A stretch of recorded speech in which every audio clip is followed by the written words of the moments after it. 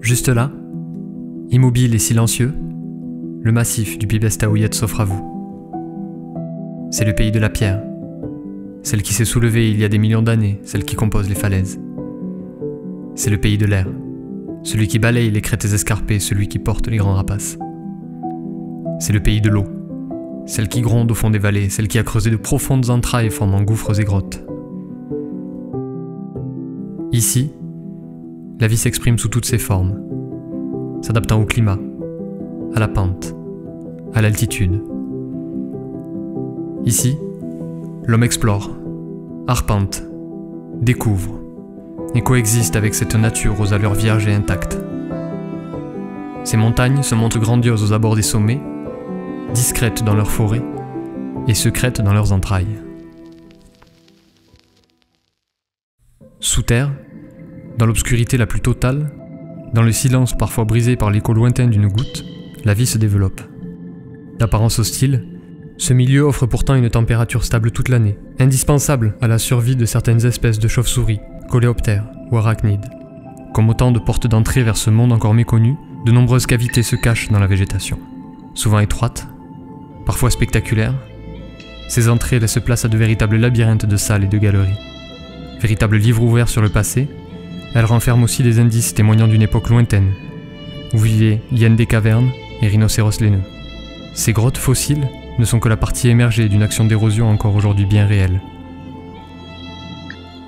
Émergeant du sous-sol, les eaux ruissellent et se rejoignent sur quelques cours d'eau non évocateurs, les génies. Dévalant les pentes abruptes du versant nord du massif, ces eaux froides se fraient un chemin entre les blocs et forment une succession de cascades et de vasques cristallines. Les génies grondent dans le fond des vallons, cachant dans leurs eaux de nombreuses espèces. Parmi elles, le calotriton, un amphibien endémique aux mœurs aquatiques. Plus loin au nord-est, il existe un lieu à la fois aquatique et terrestre, la tourbière d'Esch.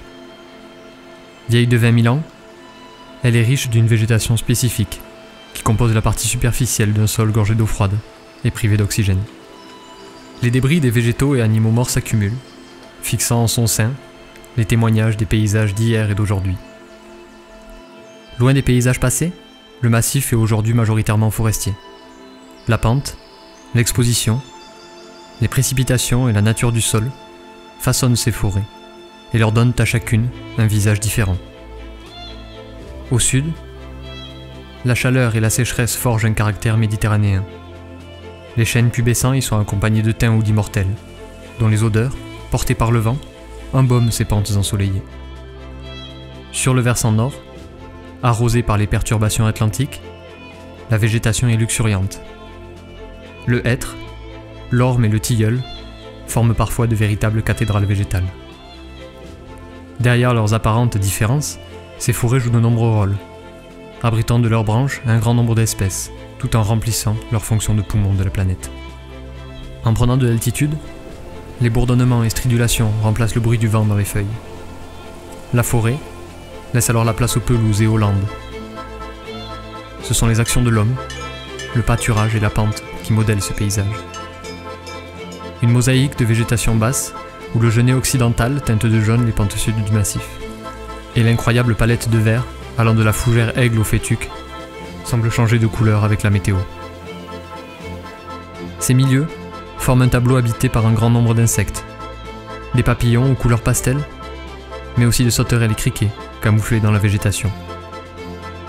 Luttant entre autres contre la gravité pour quelques rayons de soleil, les végétaux s'accrochent et développent des stratagèmes indispensables à leur survie.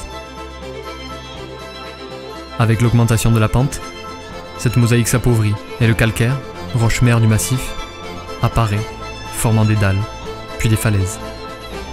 Accrochant le regard, les parois rocheuses, aux formes douces et arrondies, hébergent les emblématiques grands rapaces.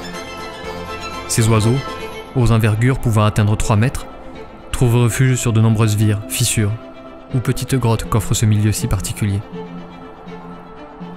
Rempart idéal pour élever ces petits, ce dortoir vertigineux n'offre pas que des avantages.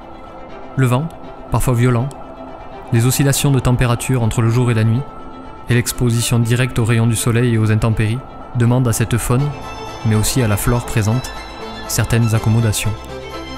Des grottes aux falaises, des pelouses aux forêts, le massif abrite des écosystèmes divers, riches et protégés.